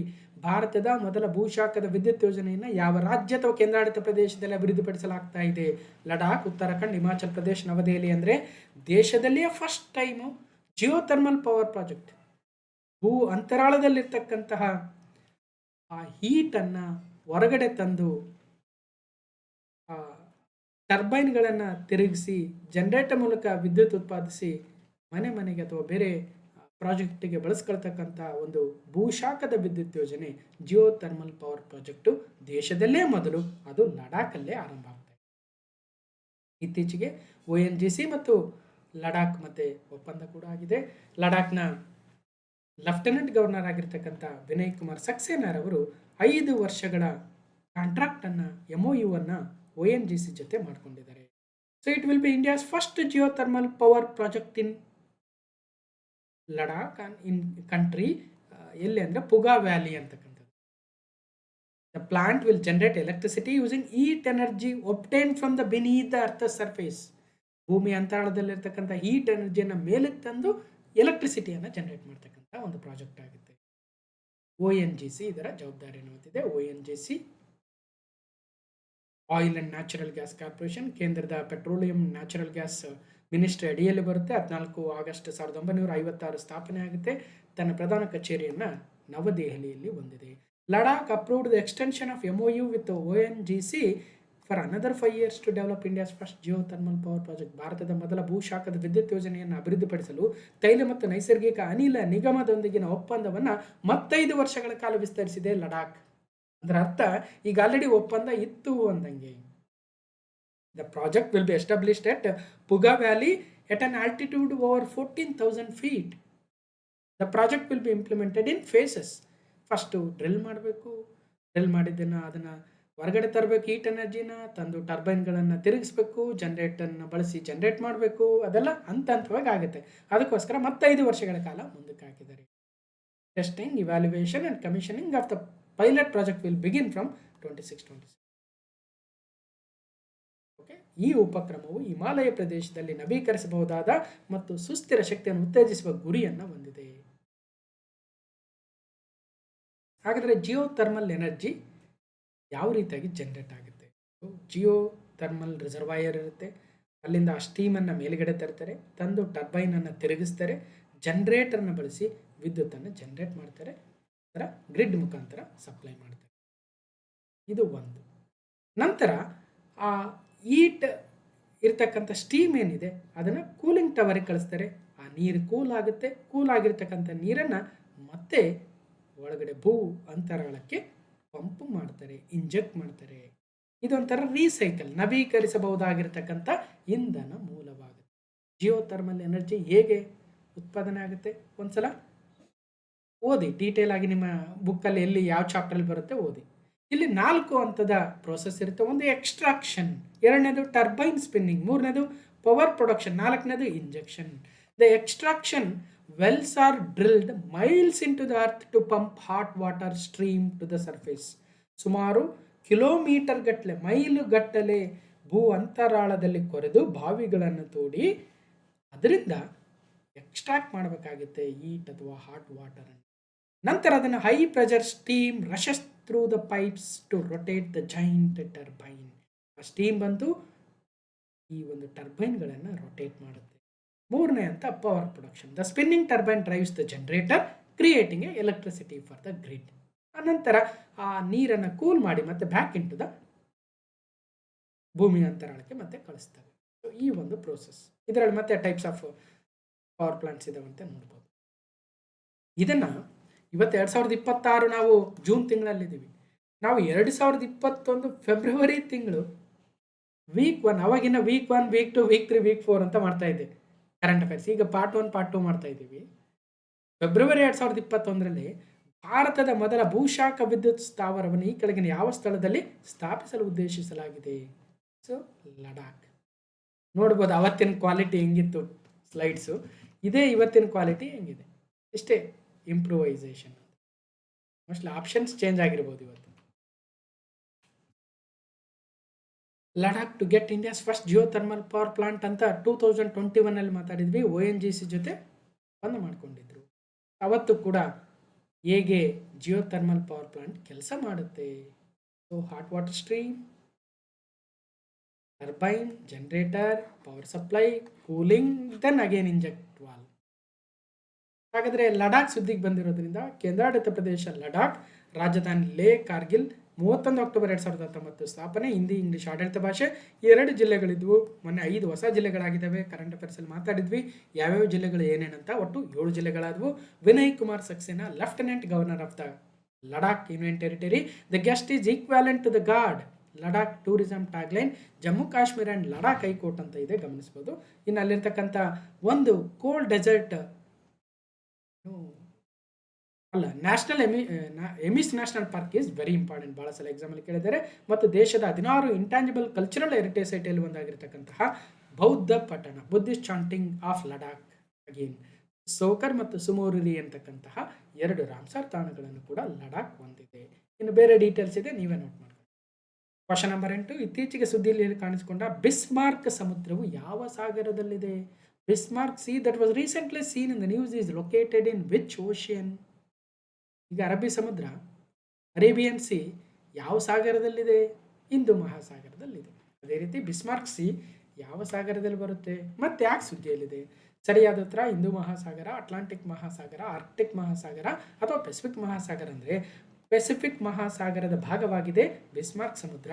ಮತ್ತೆ ಯಾಕೆ ಸುದ್ದಿಯಲ್ಲಿದೆ ನೋಡೋಣ. Satellite reveal eruption in remote waters. Bismarck ಸಮುದ್ರದಲ್ಲಿ ಏನಾಗಿದೆ? ವೋಲ್ಕ್ಯಾನೋ ಇರಪ್ಷನ್ ಆಗಿದೆ under submarine, under the water. Volcano eruption ಆಗಿ ಅದರ ಲಕ್ಷಣಗಳು ಸ್ಯಾಟಲೈಟ್ ಇಮೇಜಲ್ಲಿ ಕಂಡುಬಂದಿದೆ. ನೋಡ್ಬೋದು, ನೋಡಿ ನಾರ್ಮಲ್ ವಾಟರ್ ಹೆಂಗಿದೆ, ಎಲ್ಲಿ ಬಿಸ್ಮಾರ್ಕ್ ಸಿಯಲ್ಲಿ ಈ ವೋಲ್ಕ್ಯಾನೋ ಇರಪ್ಷನ್ ಆಗಿದೆ ಅಲ್ಲಿ ಯಾವ ರೀತಿಯಾಗಿ ವಾಟರ್ ಇದೆ ನೋಡ್ಬೋದು, ಕಲರ್ ನೋಡ್ಬೋದು. ಸೊ ಬಿಸ್ಮಾರ್ಕ್ ಸಮುದ್ರದಲ್ಲಿ ಇತ್ತೀಚೆಗೆ ಸಂಬಂಧಿಸಿದ ಜಲಾಂತರ್ಗಾಮಿ ಜ್ವಾಲಾಮುಖಿ ಸ್ಫೋಟವು ಭೂಮಿಯ ಆಳವಾದ ಸಾಗರ ತಳದ ಸೀಮಿತ ನಕ್ಷೆಯನ್ನು ಎತ್ತಿ ತೋರಿಸಿದೆ. ಬಿಸ್ಮಾರ್ಕ್ ಸಮುದ್ರವು ಪಪುವಾ ನ್ಯೂಗಿನಿಯಾದ ಈಶಾನ್ಯ ಕರಾವಳಿಯ ಬಳಿ ನೈಋತ್ಯ ಪೆಸಿಫಿಕ್ ಮಹಾಸಾಗರದಲ್ಲಿದೆ. It is surrounded by the Bismarck archipelago including the ಬೇರೆ ಬೇರೆ ಐಲ್ಯಾಂಡ್ಸ್ ಕೂಡ ಇದ್ದಾವೆ. ನೋಡೋಣ ಮ್ಯಾಪಲ್ಲಿ ನೋಡೋಣ ಎಲ್ಲಿದೆ ಅಂತ. ಸೊ ಇದು ಬಿಸ್ಮಾರ್ಕ್ ಸಮುದ್ರ ಪಪುವಾ ನ್ಯೂಗಿನಿಯಾದ ಈಶಾನ್ಯ ಭಾಗದಲ್ಲಿ ಕಂಡುಬರುತ್ತೆ ಮತ್ತು ಪೆಸಿಫಿಕ್ ಓಷಿಯನ್ನ ನೈಋತ್ಯ ಭಾಗದಲ್ಲಿದೆ, ಸೌತ್ ವೆಸ್ಟ್ ಭಾಗದಲ್ಲಿ. ಕರೆಕ್ಟ್. ಇಲ್ಲಿ ಸೊಲೊಮನ್ ಐಲ್ಯಾಂಡ್ಸ್ ಇದೆ, ಇಲ್ಲಿ ಆಸ್ಟ್ರೇಲಿಯಾ ಇದೆ, ಗಮನಿಸ್ಬೋದು. ಹಾಗೆ ಇಲ್ಲಿ ಸೊಲೊಮನ್ ಸಿ ಇದೆ, ಇಲ್ಲಿ ಬಿಸ್ಮಾರ್ಕ್ ಸಿ ಇದೆ, ಇದು ಪಪುವಾ ನ್ಯೂಗಿನಿಯಾ. ಇವೆರಡನ್ನ ಕನೆಕ್ಟ್ ಮಾಡ್ತಕ್ಕಂಥದ್ದು ಕೂಡ ಇಲ್ಲಿ ಕಾಣ್ಬೋದು. ಇದು ಒಟ್ಟಾರೆಯಾಗಿ Pacific ocean. One more time, Bismarck Sea, Solomon Sea,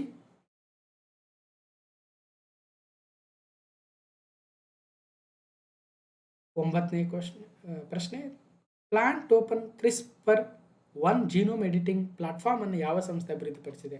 which institution developed the plant open CRISPR 1 genome editing platform ಅಂದರೆ ಸರಿಯಾದ ಉತ್ತರ ಕೇಂದ್ರೀಯ ಭತ್ತ ಸಂಶೋಧನಾ ಸಂಸ್ಥೆ ಕಟಕ್ಕಲ್ಲಿ ಏನಿದೆ, ಒಡಿಸ್ಸಾದ ಕಟಕ್ಕಲ್ಲಿ central rice research institute CRRI ಏನಿದೆ, ಅವರು ಈ plant open CRISPR 1 genome editing platform ಅನ್ನು ಡೆವಲಪ್ ಮಾಡಿದರೆ.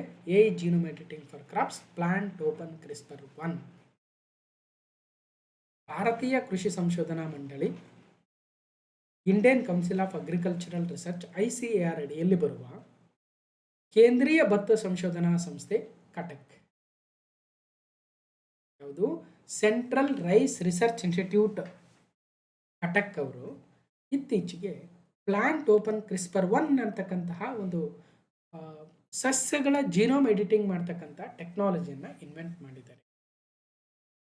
Platform enables advanced gene knockout, base editing, prime editing beyond the conventional CRISPR technologies.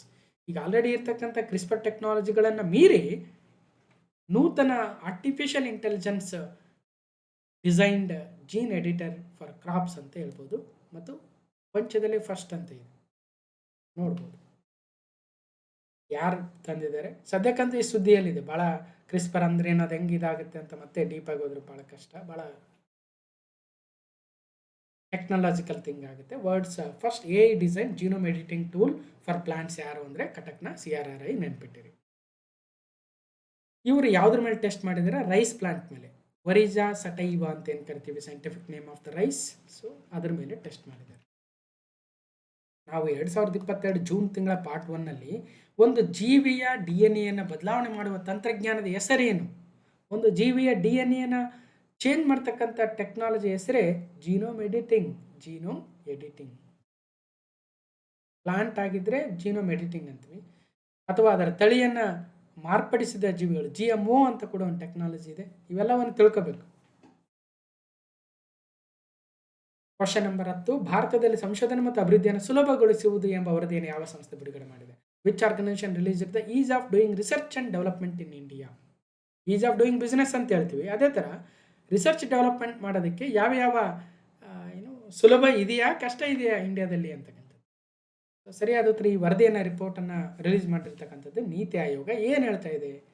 NITI Aayog report on is of doing research and development in India.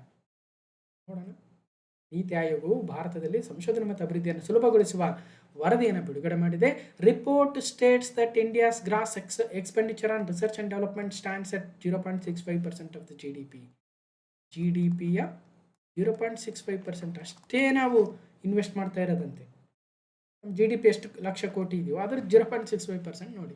ಹಂಗೆ ನೋಡ್ಕೊಂಡ್ರೆ US, China, ಕೊರಿಯಾಗಿಂತಲೂ ನಾವು ಭಾಳ ಕಡಿಮೆ invest ಮಾಡ್ತಾ ಇದ್ದೀವಿ GDP-ಗೆ. So according to global innovation index 2025, ಭಾರತದಲ್ಲಿ 10 ಲಕ್ಷ ಜನರಿಗೆ ಕೇವಲ 262 ಜನ ಮಾತ್ರ ಫುಲ್ ಟೈಮ್ ರಿಸರ್ಚರ್ಸ್ ಇದ್ದಾರಂತೆ. ಇನ್ನು ಉಳಿದವರೆಲ್ಲ ಬೇರೆ ಬೇರೆ ಬೇರೆ ಕೆಲಸ ಮಾಡ್ತಾ ಇದ್ದೀವಿ. ಯಾಕಂದರೆ ಭಾರತದಲ್ಲಿ ರಿಸರ್ಚ್ಗೆ ಅಷ್ಟಾಗಿ ಫೋಕಸ್ ಇಲ್ಲ. ಯಾಕೆ ಫೋಕಸ್ ಇಲ್ಲ ಅಂದರೆ obviously may be it is not a attractive job ಅನ್ನಿಸ್ಬೋದು, ಅಥವಾ ಒಂದು ತಿಳ್ಕೊಬೇಕು, ನಾವು ರಿಸರ್ಚಲ್ಲಿ ರಿಸಲ್ಟ್ ಲೇಟಾಗಿ ಬರುತ್ತೆ. ನೋಡಿ, ನೊಬೆಲ್ ಅವಾರ್ಡ್ ಬರೋದು ಯಾವಾಗ? ನೊಬೆಲ್ ಅವಾರ್ಡ್ ತೆಗೆದುಕೊಂಡವ್ರದ್ದು ಎಲ್ಲರೂ ನೋಡಿ ಮಿನಿಮಮ್ 65-70 ವರ್ಷ ಆಗಿರುತ್ತೆ. ಅವ್ರಿಗೆ ಒಂದು 30-35 ವರ್ಷ ರಿಸರ್ಚ್ ಮಾಡಿರ್ತಾರೆ. ಸೊ ಆಮೇಲೆ ನೊಬೆಲ್ ಅವಾರ್ಡ್ ಬರುತ್ತೆ, ಅಥವಾ ಇನ್ನೊಂದು ಯಾವುದೋ ಅವಾರ್ಡ್ ಬರುತ್ತೆ. ಹಾಗಾಗಿ ಭಾರತದಲ್ಲಿ ಯಾಕೆ ರಿಸರ್ಚ್ ಆ್ಯಂಡ್ ಡೆವಲಪ್ಮೆಂಟು ಅಷ್ಟಾಗಿ ಅಟ್ರಾಕ್ಟಿವ್ ಇಲ್ಲ ಅಂತಕ್ಕಂಥದ್ದಕ್ಕೆ ಕಾರಣ ಸರ್ಕಾರದ ಇನ್ವೆಸ್ಟ್ಮೆಂಟ್ ಕೂಡ ಕಡಿಮೆ ಇದೆ. ಅದನ್ನು ಲುಕ್ರೇಟಿವ್ ಅಥವಾ ಆಸಕ್ತಿಕರ ಜಾಬ್ ಆಗಿ ಮಾಡ್ತಾ ಇಲ್ಲ ಅಂತಕ್ಕಂಥ ಒಂದು ಎಕ್ಸಾಂಪಲ್ ತೆಗೆದುಕೊಳ್ಳೋಣ. ಟೀಕೆ ಟಿಪ್ಪಣಿ ಅಂತಲ್ಲ. ಈಗ ಎಕ್ಸಾಂಪಲ್, ಮೊನ್ನೆ IPL ನಡೀತು. IPL ನಡೆದಾಗ 15 ವರ್ಷದ ವೈಭವ್ ಸೂರ್ಯವಂಶಿ ಎಷ್ಟು ಪ್ರೈಸ್ಗಳನ್ನ ಗೆದ್ದ ನೋಡಿ. 15 ವರ್ಷ. ಒಂದು ಆರೆಂಜ್ ಕ್ಯಾಪ್ ಗೆದ್ದ, ಹೈಯೆಸ್ಟ್ ರನ್ ಸ್ಕೋರರ್, ಒಂದು 15 ಲಕ್ಷನೇನೋ ಕೊಟ್ಟರು, 20 ಲಕ್ಷ 25 ಲಕ್ಷ. ಅದೇ ಥರ most sixes, most strike rate, most most valuable player, emerging player, 1 ಕೋಟಿನೇ 2 ಕೋಟಿನೇ ಅಲ್ಲೇ ತೊಗೊಂಡು ಹೋಗ್ಬಿಟ್ಟ. ಅಂದರೆ ಎಲ್ಲರೂ ವೈಭವ್ ಸೂರ್ಯವಂಶಿ ಆಗಲ್ಲ. ಆದರೆ ಇದನ್ನು ಫಾಲೋ ಮಾಡ್ತಾ ಇರ್ತಕ್ಕಂಥ ನಮ್ಮ ದೇಶದ ಪೇರೆಂಟ್ಸ್ ಆಗಿರ್ಬೋದು ಅಥವಾ ಜನತೆ ಏನು ಮಾಡುತ್ತೆ, ಎಲ್ಲಿ ಅಟ್ರಾಕ್ಟಿವ್ ಅಮೌಂಟ್ ಹಣ ಈಸಿ ಗಳಿಸೋದಕ್ಕೆ ಸಾಧ್ಯ ಅದನ್ನು ನೋಡುತ್ತೆ. ಆಬ್ವಿಯಸ್ಲಿ ಹಾಗಂತ ಎಲ್ಲರೂ ವೈಭವ್ ಸೂರ್ಯವಂಶಿ ಆಗಲ್ಲ, ಎಲ್ಲ ಸಚಿನ್ ತೆಂಡೂಲ್ಕರ್ ಆಗಲ್ಲ, ಎಲ್ಲ ಬೇರೆ ಬೇರೆ ದೊಡ್ಡ ದೊಡ್ಡ ಅಥವಾ ಎಲ್ಲರೂ ವಿಜಯ ಆಗಕ್ಕಾಗಲ್ಲ ನೋಡಿ. ಈಗ ಅದು ಒಂದೇ ಸೇರಿಸ್ಕೋಬೇಕು ನಾವು. ಎಲ್ಲರೂ ವಿಜಯ ಆಗಕ್ಕಾಗಲ್ಲ. ಇಷ್ಟು ದಿನ ಹೇಳ್ತಾ ಇದ್ದೆ ನಾನು, ಏನು ಹೇಳ್ತಾ ಇದ್ದೆ, ಮೆಜೆಸ್ಟಿಕ್ಕಲ್ಲಿ ಏನು ಲಾಡ್ಜಲ್ಲಿ ಇರೋಕ್ಕೆ ದುಡ್ಡಿಲ್ಲದೆ ಊಟ ಇಲ್ಲದೆ ಮೆಜೆಸ್ಟಿಕ್ಕಲ್ಲಿ ಮಲಗಿರೋರು ಯಶ್ ಆಗಕ್ಕಾಗಲ್ಲ ಅಂತ ಹೇಳ್ತಾ ಇದ್ದೆ. ನನಗೆ ಗೊತ್ತಿಲ್ಲ, ಯಶ್ ಅವರು ಎಲ್ಲ ಒಂದು ಕಡೆ ಹೇಳಿದ್ದು, ಅವರೇನೋ ಮೆಜೆಸ್ಟಿಕ್ಕಲ್ಲಿ ಇದ್ರಂತೆ ಅವಾಗೇನು. ಹೌದು, ಅದೇ ಥರ ಟೀ ಮಾರಿರೋರೆಲ್ಲ ದೇಶದ ಪ್ರಧಾನಮಂತ್ರಿ ಆಗಕ್ಕಾಗಲ್ಲ. ಅದೇ ಥರ SLC ಫೇಲ್ ಆದವರೆಲ್ಲ ಸಚಿನ್ ತೆಂಡೂಲ್ಕರ್ ಆಗಲ್ಲ. ಏನು ಓದಿಲ್ಲದೆ ಇರೋರೆಲ್ಲ ರಾಜ್ಕುಮಾರ್ ಆಗಕ್ಕಾಗಲ್ಲ. ಅಥವಾ ಎಕ್ಸಾಂಪಲ್ ಅದೇ ಥರ ವಿಜಯ್ ಥರ ಆಗೋಕ್ಕೂ ಆಗಲ್ಲ. ಎಲ್ಲ ಹೀರೋಸ್ ಎಷ್ಟೋ ಜನ ರಾಜಕೀಯ ಪಕ್ಷಗಳನ್ನು ಕಟ್ಟಿ ಗೆಲ್ಲಕ್ಕಾಗಿಲ್ಲ ಅಂತ ಎಕ್ಸೆಪ್ಷನಲ್ ಕೇಸ್ ಇತ್ತೀಚಿನ ದಿನಗಳಲ್ಲಿ ವಿಜಯ್ ಅವರು. ಯಾಕೆ ಭಾರತದಲ್ಲಿ ರಿಸರ್ಚ್ ಆ್ಯಂಡ್ ಡೆವಲಪ್ಮೆಂಟ್ಗೆ ಅಷ್ಟಾಗಿ ಒಂದು ಇನ್ವೆಸ್ಟ್ಮೆಂಟ್ ಇಲ್ಲ, ಮತ್ತು ಅದಕ್ಕೆ ಉತ್ತಮ ಸ್ಯಾಲ್ರಿ ಕೊಡಬೇಕು, ಬೇಕಾಗಿರ್ತಕ್ಕಂಥ ಎನ್ವಿರಾನ್ಮೆಂಟ್ ಕೊಡಬೇಕು. ಈಗ ನೀವೇ ಹೇಳ್ರಿ, ಇಷ್ಟೆಲ್ಲ ಚಂದ್ರಯಾನ 1, ಚಂದ್ರಯಾನ 2, ಚಂದ್ರಯಾನ 3, ಮಂಗಳಯಾನ, ಗಗನಯಾನ, ಸಮುದ್ರಯಾನ, 1, 2 ನಾವು ಮಾಡ್ತಾ ಇರ್ತಕ್ಕಂಥ ನಮ್ಮ ಇಸ್ರೋ ಮಾಡ್ತಾ ಇರ್ತಕ್ಕಂಥ ಸಾಧನೆ, DRDO ಮಾಡ್ತಾ ಇರ್ತಕ್ಕಂಥ ಸಾಧನೆ. ಇಸ್ರೋ ಚೇರ್ಮನ್ ಯಾರು ಗೊತ್ತಿಲ್ಲ ನಮಗೆ. ಆ ವರ್ಕ್ ಮಾಡಿರ್ತಕ್ಕಂಥ ಸಾವಿರಾರು ಸೈಂಟಿಸ್ಟ್ಗಳ ಹೆಸರು ಯಾರಿಗೆ ಗೊತ್ತಿದೆ? ಅದೇ ರೀಲ್ಸ್ ಮಾಡೋ ಯಾರೋ ಒಬ್ಬ ಹುಡುಗ ಅಥವಾ ಇನ್ಯಾರೋ ಧಾರಾವಾಹಿ, ಇನ್ಯಾರೋ ಮೂವಿ ಆ್ಯಕ್ಟರ್ ಎಲ್ಲರೂ ನೆನಪಿರ್ತಾರೆ. ನಮ್ಮ ದೇಶ ಹೆಂಗೆ ನಡೀತಾ ಇದೆ ಅದ್ರಂಗೆ ನಾವಿರ್ತೀವಿ ಅಂದಂಗೆ ಅರ್ಥ. ಇಲ್ಲ, ಅದೆಲ್ಲ ಯಾಕೆ ನಮಗೆ ಸುಮ್ಮನೆ. ಒಟ್ಟಾರೆಯಾಗಿ ನಾವು ನಮ್ಮ GDPಯ 0.64% ಅಷ್ಟೇ R&Dಗೆ ಇನ್ವೆಸ್ಟ್ ಮಾಡ್ತಾ ಇದ್ದೀವಿ. ಆದರೆ America almost 3%, China almost 2.6%, Israel 5% of the GDP. ನಾವೇನಾರೆ 5% ಕೊಟ್ಬಿಟ್ರೆ ಒಂದು 10 ವರ್ಷದಲ್ಲಿ ಭಾರತ ಚೇಂಜ್ ಆಗ್ಬಿಡುತ್ತೆ. ರಿಸೋರ್ಸ್ ಇದ್ದೀವಿ, ಎಷ್ಟೆಲ್ಲ ರಿಸರ್ಚ್ ಮಾಡ್ತಕ್ಕಂಥ ಮೈಂಡ್ ಇರ್ತಕ್ಕಂಥ ಭಾರತದಲ್ಲಿ ಭಾಳ ಜನ ಇದ್ದಾರೆ. ಅವ್ರು ಏನು ಮಾಡ್ತಾರೆ, R&D ಮಾಡೋ ಬದಲು ಯಾವ್ದಾದ್ರು ಕಂಪ್ನಿಗೆ ಹೋಗಿ ಕೆಲಸ ಮಾಡ್ತಾರೆ. ಹಂಗಾಗಿದೆ. ಇರಲಿ, ಅದಕ್ಕೆಲ್ಲ ಸರ್ಕಾರ, ನೀತಿ ಆಯೋಗ ತನ್ನದೇ ಆಗಿರ್ತಕ್ಕಂಥ ಕಾರ್ಯಕ್ರಮಗಳನ್ನು ತರುತ್ತೆ.